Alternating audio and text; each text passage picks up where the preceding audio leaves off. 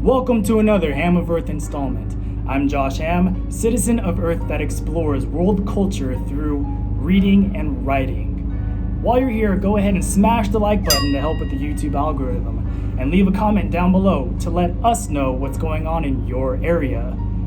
Now, today is October 12th, 2020, and we are back in Stars and Stripes, the independently owned and operated military news source designed to inform service members what's going on locally and globally.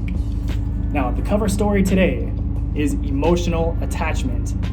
The Navy finds fostering sense of belonging is critical to increasing sailor retention. A study of 798 sailors found the most robust predictor of job satisfaction and retention was dependent on the individual's emotional attachment to the Navy. Feeling a sense of belonging or seeing your employer as family or having a sense that you're part of a family was a strong predictor of one's long-term military intentions. Now, I think we can all agree that this is partially true. What you experience in the workplace dictates whether or not you're going to stay there for a short term or a long term. And as for the military, you are going to be interacting with people often, on a daily basis, in many different situations that can test you. So, if you feel like you're included, if it's an inclusive environment, if there's no seclusion, then yeah, you're gonna wanna stick around long term because you're gonna feel a greater sense of joy at work. Going on to page 2, business. Des Moines, Iowa. Last month, the United States Department of Agriculture reported that Iowa farmers were unable to harvest 550,000 acres worth of crops due to windstorms, or a derecho? Please let me know how that word is pronounced. As of now, the storm has flattened roughly 850,000 acres of crops, with wind speeds up to 140 miles an hour. Just an aside, so you guys are aware, I'm not going to flip through the paper because I feel that's extremely time consuming. However, I've already pre-read the paper and I've taken notes. As I cover a story, I'm going to give you the page numbers, so if you happen to have your own physical copy of Stars and Stripes, you can follow along. If not, you can visit the website at stripes.com. Page 3, we're getting into military matters. Now, US and Romania have signed a 10-year defensive cooperation agreement. Now, this is going to increase focus on defensive measures across the Black Sea. Defense Secretary Mike Esper was joined by Romanian Defense Minister Nicola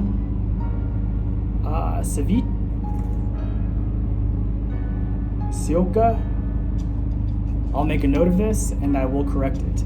At the Pentagon, Secretary Esper goes to say that the deal was it captures our common strategic goal and interests. Now, this aims to bolster the southern flank as Russia establishes a presence in Crimea. Page 6, we're dealing with a military flex. North Korea proves to be a nuclear threat during a display of military prowess.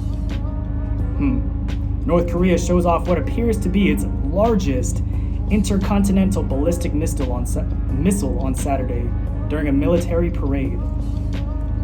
This parade was to mark the 75th anniversary of the founding of the country's ruling Workers' Party.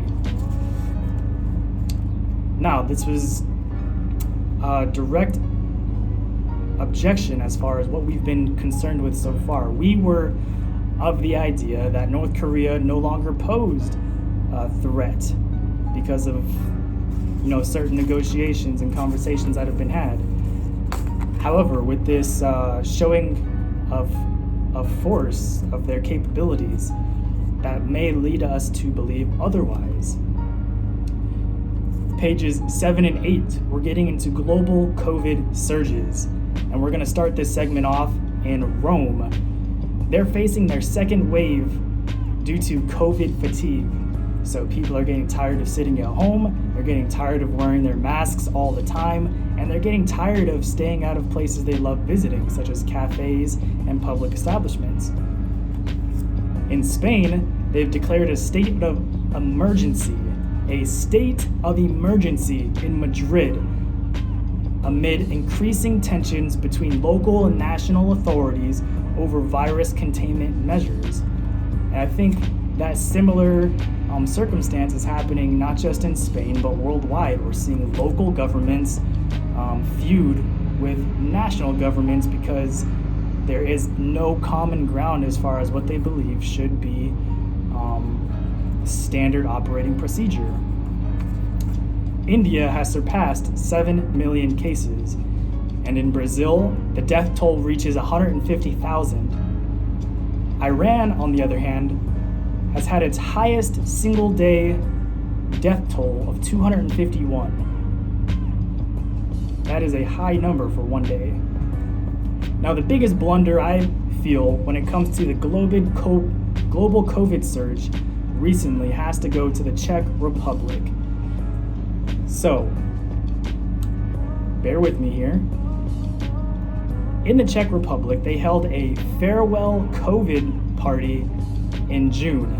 This is an event that saw thousands flock to a dinner event hosted at a 500-yard long table across the world-famous Charles Bridge. And this was all to celebrate the victory over the coronavirus. At this moment, the country now holds the highest per capita infection rate on the entire European continent. They're sitting at 398 cases per 1,000 residents. So I think we can all go ahead and say this farewell COVID party was a bit premature, and frankly, it was a little immature. Moving to page 10, we're back here in the United States. An update on Hurricane Delta in Louisiana. So far, there have been no deaths reported. We're going to go ahead and have a quote here from Hannah Franklin from Iowa, Louisiana. Now, she's worried that the region is not getting the assistance and the care that it properly needs. However, there is some optimism as the community pulls together to kind of support itself and support each other. Some neighbors helping neighbors kind of thing. She goes on to say, "It's been really, really sad to see, but at the same time, it warms your heart to see how strong Louisiana is." Now, we're still thinking about you all in Louisiana. Hopefully you can recover from this hurricane relatively quickly, and hopefully the water damage does not get too great for you to bear. But Louisiana has been proven to be a strong community in the past, and you will continue to be strong today and moving forward. Page 13, in world news, coming out of Sydney, Australia. Australia Navy divers have removed an unexploded 45-kilogram bomb that's said to be dated back to World War I or World War II based on its deterioration. This was located in the southernmost coral reef platform, the Elizabeth Reef. Divers of the HMSA Adelaide removed the bomb from the reef and they pulled it towards the surface. And after this, they used another boat to drag it further out to sea, where they let it fall into 1,800 feet deep waters. Now, this is said to be a safe zone so that if the bomb were to go off, it would be too far offshore to affect any major coral reef or land habitats. Now, the Elizabeth Reef has had 125 coral identifications and is home to over 300 species of fish. So thankfully, this dive team was able to get in, secure, and remove this immediate threat. Now, getting to page 14, this might come to be my favorite segment of the Stars and Stripes paper, the American Roundup. We are going to start this off in Key West, Florida. A 11-year-old boy is out on a boating excursion with his grandparents when all of a sudden the anchor line gets caught up in the propeller. No big deal. So, seeing that it's a problem, Grandpa hops in the water to secure the line. As he's in there, he's having a bit of a struggle. So, to lend some assistance, Grandma jumps in the water to help him out. Now, they're both having a bit of a hard time getting his line loose, and all the while, the grandson is noticing his grandparents are drifting further and further and further out to sea. So before they completely drift off into the vast blue, he uses a cell phone to dial 911 for immediate rescue of his grandparents. Now, when they were pulled out of the water by the rescue team, they were cool, calm, and collected because they believed in their grandson, and they knew he would do the right thing to get him out of the situation.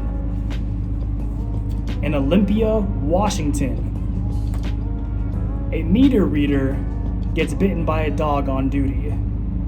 She then files for an injury claim and tells her agency that the attack gave her such strong fear of dogs that she can no longer work.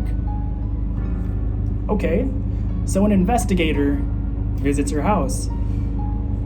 So the investigator is immediately greeted by French bulldogs and friendly boxers. So while this woman has claimed dog phobia from this one attack, the company is now filing a lawsuit against her that she has stolen $186,000 worth of workers' compensation. Wow. In Ozark, Alabama, a man is arrested after a foot pursuit for shining a laser and a high-powered spotlight into the cockpit of a flying military aircraft. Now, can you imagine just receiving that call? Hey, we got a dude who's shining a laser beam inside military aircrafts, and then once you get to the scene, having to respond in a foot pursuit. And they got this guy, which is good. Don't play with lasers like that. Moving over to St. Louis, Missouri, a man is sentenced to 5 years for a romance scam.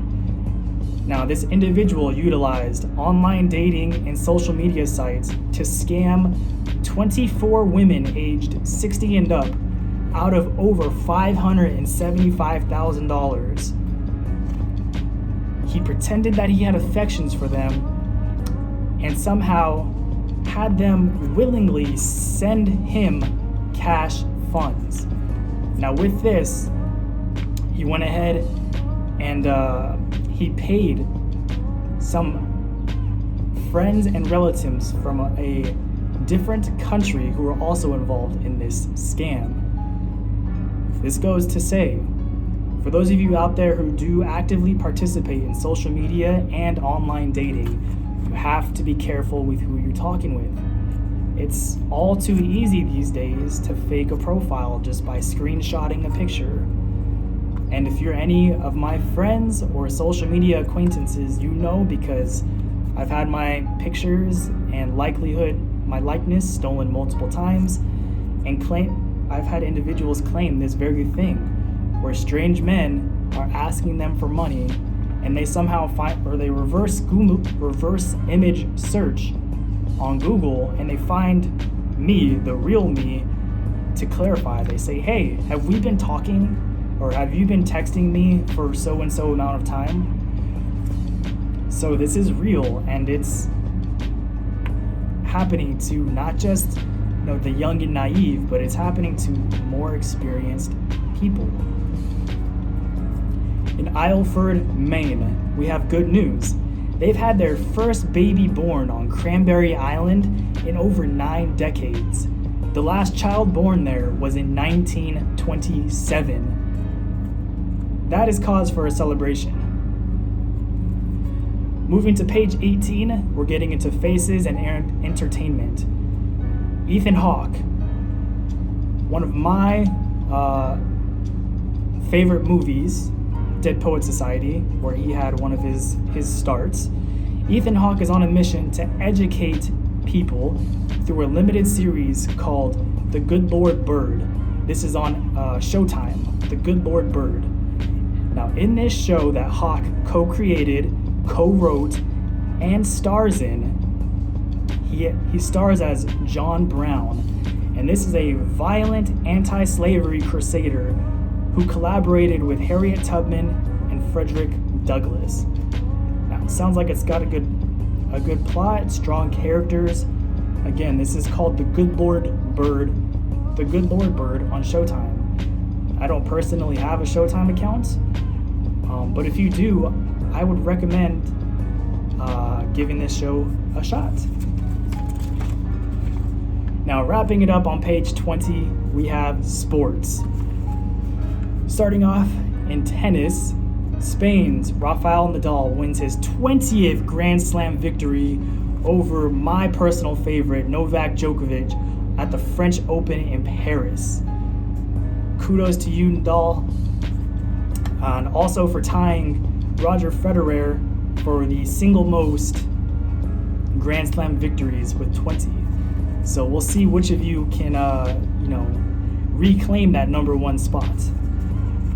And as of this morning, the Los Angeles Lakers are the 2020 NBA champions.